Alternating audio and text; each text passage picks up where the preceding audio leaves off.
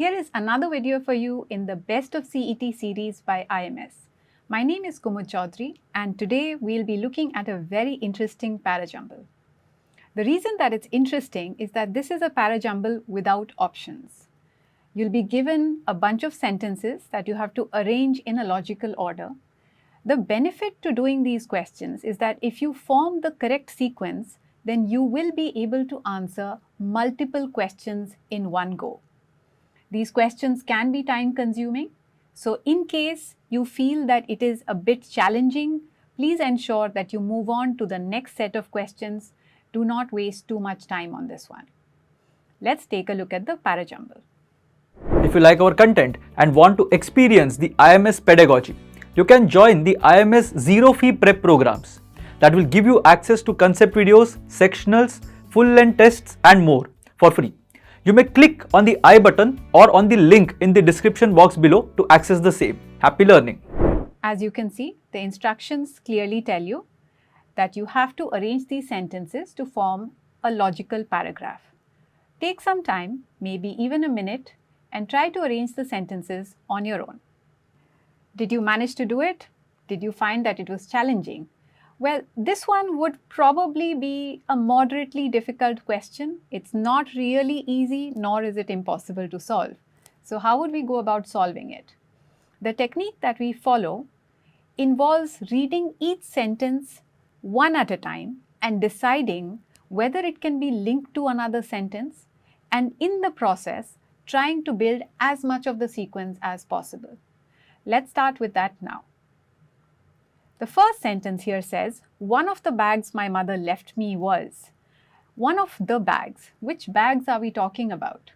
This seems like a fairly abrupt sentence. So I can be sure that this is not likely to be my starting point. It's not my opening sentence. Let's keep going. The second sentence says, you'd think a bag would outlast a season. This could be my opening sentence because it introduces bags in general and the thought that you would expect bags to be durable. So perhaps, but we're not sure yet. Let's keep going. The third one says, coach bags are supposed to be indestructible.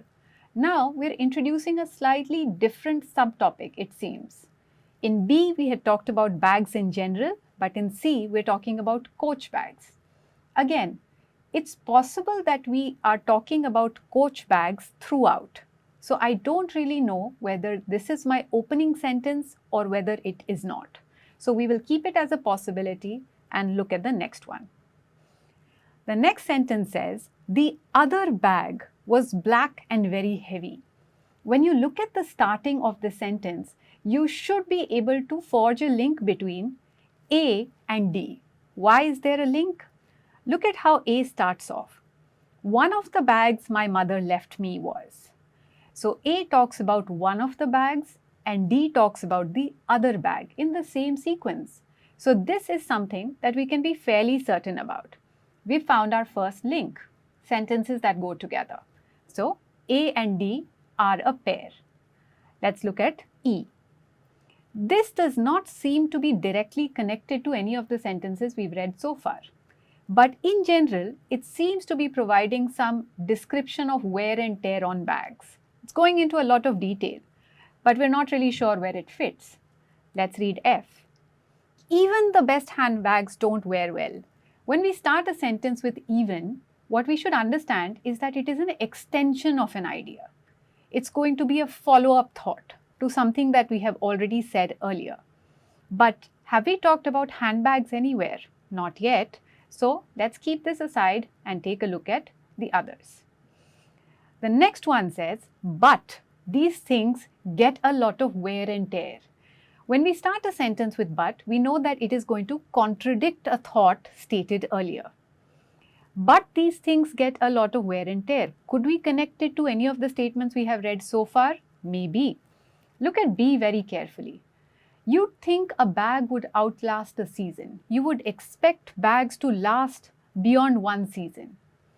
It kind of makes sense to say, but these things get a lot of wear and tear. So perhaps my second link is B and G. Again, when you're making these links, you may not be 100% certain, But then that is the way in verbal. You have to go with what you have. We're not done yet.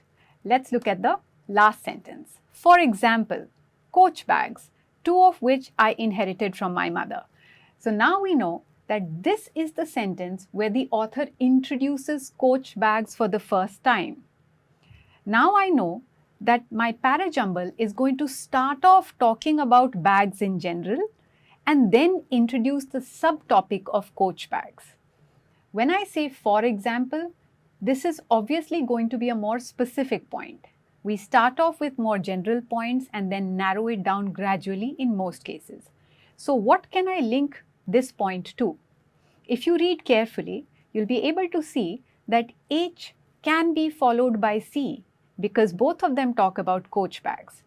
H introduces coach bags and C talks about the fact that they are supposed to be indestructible. Now, we had 2 candidates for our opening sentence. We had said that either B or C could be the opening sentence. But now that we have linked H and C, we can be fairly sure that the opening sentence is going to be B.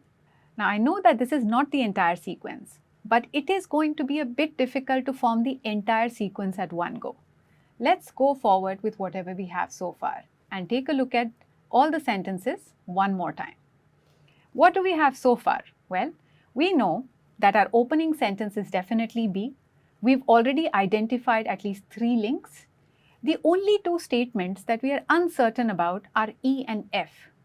Let's take a look at F first. Even the best handbags don't wear well.